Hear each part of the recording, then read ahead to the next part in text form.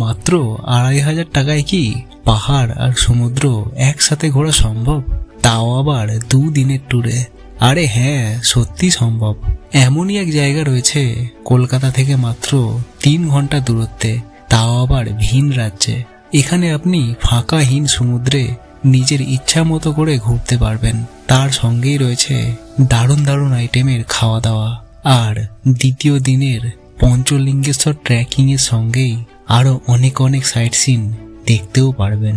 শুধুমাত্র 2 দিনের খরচ 2500 টাকা থেকে 3000 টাকা খরচা করে। কিভাবে সম্ভব? আরে ট্রাভেলার রূপেশ আছে তো ট্যুর গাইড করার জন্য। কোথায় থাকবেন, কিভাবে ঘুরবেন, কত টাকাই বা খরচা হলো টোটাল, ওয়েট সব বলছি। তার আগে মোবাইলের স্ক্রিনটা ফুল স্ক্রিন করে নিন। তাহলে শুরু করা যাক আমাদের বালাসোর ভ্রমণ গাইড। দুবলাগড়ি আর বালাসোর ঘুরতে যাওয়ার সব থেকে ভালো সময় কোনটা হবে? দুবলাগড়ি আর বালাসোর ঘুরতে যাওয়ার সব থেকে ভালো সময় হলো গরমকাল বাদ দিয়ে আপনি বছরের যে কোনো সময় দুবলাগড়ি আর বালাসোর ঘুরতে আসতে পারেন। বছরের এপ্রিল, মে, জুন বাদ দিলে আপনি বছরের যে কোনো সময় এখানে আসতে পারেন, কোনো অসুবিধা নেই। এবার আপনার মাথায় আসবে বালাসোর যাওয়ার সব থেকে ভালো ট্রেন কোনটা হবে। সকালে ডিউটি সেরে যদি রাতের ট্রেন ধরতে চান তাহলে ট্রেন নাম্বার 12839 চেন্নাই মেল ধরতে পারেন। এটি সপ্তাহের প্রতিদিন হাওড়া থেকে রাত 11:45 ছাড়ে আর বালাসোর পৌঁছায় ভোর 3টের সময়। বাকি টাইমটুকু বালাসোর স্টেশনের রিটায়ারিং রুমে কাটিয়ে সকালে ফ্রেশ হয়ে আপনার জার্নি শুরু করতে পারেন। এই ট্রেনের ভাড়া পড়বে 205 টাকা। বালাসোর যাওয়ার সকালের ট্রেন ধরতে চাইলে ট্রেন নাম্বার 22895 হাওড়া রাঁচি বন্দে ভারত ধরতে পারেন। এটি সপ্তাহের বৃহস্পতিবার বাদ দিয়ে রোজ সকাল 6:10 হাওড়া থেকে ছাড়ে এবং বালাসোর পৌঁছায় সকাল 8:54-তে। এর ভাড়া পড়বে 785 টাকা। বালাসোর যাওয়ার আর একটা খুব ভালো ট্রেন রয়েছে 12703 ফলকনামা এক্সপ্রেস। এটি সপ্তাহের প্রতিদিন হাওড়া থেকে সকাল 8:25 ছাড়ে এবং বালাসোর পৌঁছায় সকাল 11:45। এর ভাড়া পড়বে 205 টাকা। এবার বালাসোর পৌঁছে তো গেলেন, এবার ঘুরবেন কিভাবে আর থাকবেনই বা কোথায়? আমাদের 2 দিনের যেহেতু প্ল্যান, আমরা প্রথম দিন যাব দুবলাগুড়ি সি বিচে আর দ্বিতীয় দিন ঘুরব নীলগিরি পাহাড় লাগোয়া বিশেষ কিছু দর্শনীয় স্থানে। বালাসোর পৌঁছে যে ক্যাম্পে আপনারা আগে থেকে বুক করে রাখবেন সেখান থেকেই অটো বা বড় গাড়ির ব্যবস্থা ওনারাই করে দেবে, কিন্তু তার জন্য এক্সট্রা পে আপনাকে করতে হবে। আমি দুবলাগুড়ির কতগুলো ক্যাম্পের নাম্বার দিয়ে দিলাম, আপনারা আগে থেকে বুক করে নেবেন। আমরা থেকেছিলাম ট্রিপল আর ক্যাম্পে, সেখান থেকেই আমাদের জন্য অটোর ব্যবস্থা করে দেওয়া হয়েছিল। বালাসোর থেকে দুবলাগুড়ি সি বিচের দূরত্ব 30 কিলোমিটার, সময় লাগে 1 থেকে 1.5 ঘন্টা মতো। আর অটো ভাড়া পড়েছিল 700 টাকা। 2 জন যান বা 6 জন যান 700 টাকাই ভাড়া পড়বে। এবার ক্যাম্পে পৌঁছে টেন্টে থাকবেন না কটেজে থাকবেন সেটা আগে থেকে বলে রাখবেন। টেন্টের ভাড়া পড়বে 1300 টাকা আর কটেজের ভাড়া পড়বে 1800 টাকা। এটি পার হেড পার পার্সন পড়বে। এতে 3 বেলা খাওয়া দাওয়া ইনক্লুড থাকবে আর 2 বেলা স্ন্যাক্স দেওয়া হবে। এবারে ফ্রেশ ট্রেশ হয়ে নিয়ে বেরিয়ে পড়ুন দুবলাগুড়ি সি বিচ দেখার জন্য। অসাধারণ অসাধারণ, দারুণ দারুণ, কোনো কথা হবে না, একদম সুপার।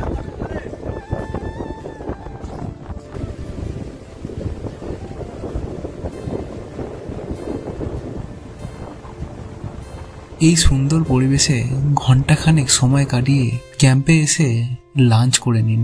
আর সন্ধেবেলা বারবিকিউর ব্যবস্থাও আছে এখানে। 400 টাকা পার কেজি চিকেন পড়বে এখানে। সেটি আপনাদের প্যাকেজের মধ্যে থাকবে না, সেটা আপনাকে আলাদাভাবে পে করতে হবে। এবারে একটা দিন সমুদ্রের ধারে কাটিয়ে দ্বিতীয় দিনে ব্রেকফাস্ট সেরে সকাল সকাল বেরিয়ে পড়ুন বালাসোরের কিছু সাইট সিন করার জন্য। এখানে বলে রাখি, যদি সাইট সিন না করে একবারে বালাসোর স্টেশন অব্দি যান তাহলে পড়বে 700 টাকা, আর সাইট সিন করে একবারে বালাসোর স্টেশন অব্দি গেলে পড়বে 1800 টাকা। আপনি 2 জন যান বা 6 জন যান, অটো ভাড়া কিন্তু 1800 টাকাই পড়বে সাইট সিন করার জন্য। আমরা আজ টোটাল 5টা সাইট সিন কভার করব। তার মধ্যে প্রথম দর্শনীয় স্থান হলো পঞ্চলিঙ্গেশ্বর মন্দির। দুবলাগড়ি সি বিচ থেকে পঞ্চলিঙ্গেশ্বর মন্দিরের দূরত্ব 53 কিলোমিটার। সময় লাগবে কম বেশি ওই 2 ঘন্টা মতো। পঞ্চলিঙ্গেশ্বর মন্দিরে গাড়ি পার্কিং এর জন্য লাগবে 25 টাকা, আর পঞ্চলিঙ্গেশ্বর মন্দিরে যেতে গেলে লাগবে 5 টাকা এন্ট্রি ফি। এখানে পঞ্চলিঙ্গেশ্বর মহাদেবকে দর্শন করতে হলে প্রথমে পেরোতে হবে 200 থেকে 250 খানা সিঁড়ি, আর কিছুটা সিঁড়ি পেরোবার পর দেখতে পাবেন ঠিক এই রকম একটা ভিউ। তবে বলে রাখি, এই রকম ওয়াটারফলস দেখার জন্য অবশ্যই বর্ষাকালে আসুন। এবারে পঞ্চলিঙ্গেশ্বর মন্দিরে গিয়ে পুজোও দিতে পারেন বা মহাদেবকে স্পর্শ করেও অনুভব করতে পারেন। স্পর্শ করে কেন বললাম তা এই জায়গার ইতিহাস সম্পর্কে আগের পর্বে বলেছি। আরও ডিটেলসে জানতে গেলে সেই ভিডিও দেখে আসতে পারেন। আমি আই বটনে আর ভিডিও ডেসক্রিপশন বক্সে সেই ভিডিওর লিঙ্ক দিয়ে দিলাম। এরপরে আমরা চলে যাব আমাদের দ্বিতীয় গন্তব্য নীলগিরি জগন্নাথ মন্দিরে। অসাধারণ লাগবে এই মন্দিরটি আপনার, আর অবশ্যই জগন্নাথ দেবকে দর্শন করে আসবেন। নীলগিরি জগন্নাথ মন্দিরের পাশেই রয়েছে নিজগড় রাজবাড়ি। শোনা যায় রাজবাড়ির বংশধররা নাকি এখনো বাস করেন এই রাজবাড়িতে।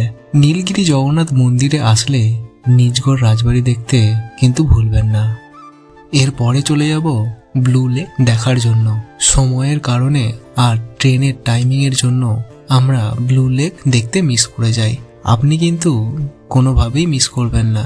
নীলগিরি জগন্নাথ মন্দির থেকে ব্লু লেকের দূরত্ব মাত্র 13 কিলোমিটার।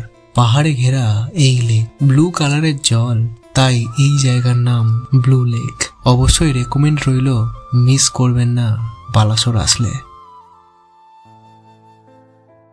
এরপরে চলে যান ইমামি জগন্নাথ মন্দির দেখার জন্য। ব্লু লেক থেকে ইমামি জগন্নাথ গাড়িতে লাগে মাত্র 10 মিনিট। এই ইমামি জগন্নাথ মন্দিরটি 3.5 একর জায়গা জুড়ে রয়েছে। এই সুন্দর মন্দিরটি অবশ্যই রেকমেন্ড রইল আপনার জন্য। তাহলে আমরা বালাসোর ভ্রমণে দ্বিতীয় দিনে কি দেখলাম? পঞ্চলিঙ্গেশ্বর মন্দির, নীলগিরি জগন্নাথ মন্দির, নিজগড় রাজবাড়ি, ব্লু লেক আর ইমামি জগন্নাথ মন্দির। এবারে বলি, 1 রাত 2 দিনে বালাসোর ভ্রমণে 4 জনের ক্ষেত্রে কত খরচা হতে পারে। ট্রেনের টিকিট 205 টাকা করে, আসা যাওয়া মিলিয়ে 410 টাকা। বালাসোর থেকে নেমে অটো ভাড়া দুবলাগড়ি সি বিচ বা আপনাদের ক্যাম্প পর্যন্ত 700 টাকা করে পড়বে। এটি 4 দিয়ে ভাগ করলে 175 টাকা করে পার হেড পড়বে। এবারে ক্যাম্পে থাকা খাওয়ার খরচ 1300 বা 1800। টেন্ট নিলে 1300 করে পড়বে, আর কটেজ নিলে 1800 করে পড়বে। এই খরচাগুলো পার হেড পার পার্সন করে পড়বে। এবারে যদি আপনারা চিকেন বারবিকিউ করতে চান তাহলে পার কেজি হিসাবে 400 টাকা করে পড়বে। এবারে পরের দিনে সাইট সিন করার জন্য 1800 টাকা পড়বে। তাহলে আমাদের টোটাল দাঁড়ালো 11,740। এবারে 11,740কে 4 দিয়ে ভাগ করলে পার হেড দাঁড়াবে 2,935 টাকা। আমি 3,000 টাকা করেই ধরলাম। আর যদি আপনারা কটেজে না থেকে টেন্টে থাকেন তাহলে তার খরচ পড়বে 2500 টাকা 4 জনের ক্ষেত্রে। যা খরচ বললাম পরবর্তীকালে কম বেশি হয়তো হতে পারে, সেটা অবশ্যই মাথায় রাখবেন। জানি না কতজন এই পর্যন্ত ভিডিওটা দেখেছে। যারা দেখেছে তাদের জন্য কিছু অ্যাডভান্স টিপস রইল। যদি আপনারা রাতে চেন্নাই মেলে করে বালাসোর চলে আসেন তাহলে অনেকটাই সুবিধা হবে, কারণ ফলকনামা এক্সপ্রেস আমাদের বালাসোর পৌঁছেছিল দুপুর 12টার সময়, আর ক্যাম্প পর্যন্ত আস্তে আস্তে আমাদের 2:30 অব্দিও বেজে গিয়েছিল। তাই আমার সাজেশন রইল রাতের চেন্নাই মেল বা সকালের বন্দে ভারত ট্রেন ধরার জন্য। আর চেষ্টা করুন ফেরার সময় বিকাল 4:45-র সময় বালাসোর থেকে এসএমভিটি বেঙ্গালুরু হাওড়া এক্সপ্রেস এই ট্রেনে আসতে। তাহলে পরের দিন ভালোভাবে সাইট সিন করে আপনারা বাড়ি ফিরতে পারবেন। আমি দুবলাগুড়ির কতগুলো ক্যাম্পের নাম্বার আর আমাদের অটো ড্রাইভারের নাম্বার দিয়ে দিলাম, আপনারা যোগাযোগ করে নিতে পারেন। আর দুবলাগুড়ির সি বিচকে আরো কাছ থেকে দেখার জন্য আর নীলগিরি পাহাড়ের সাইট সিনের আলাদাভাবে আরো ডিটেলসে ভিডিও করা আছে, চাইলে সেটাও দেখে আসতে পারেন। লিংক ডেসক্রিপশন বক্সে দেওয়া রইল। তাহলে আপনাদের সেই 3 বন্ধুকে পাঠিয়ে দিন এই ভিডিও, আর বেরিয়ে পড়ুন সমুদ্র আর পাহাড় একসাথে দেখার জন্য এই 2 দিনের ছুটিতে। এবারে দেখা হচ্ছে আরো এক নতুন গন্তব্যে। বলুন দেখি জায়গাটা কোথায়? সেই প্রশ্নের উত্তর নিয়ে আসছি পরের ভিডিওতে। সবাই ভালো থাকবেন, সুস্থ থাকবেন।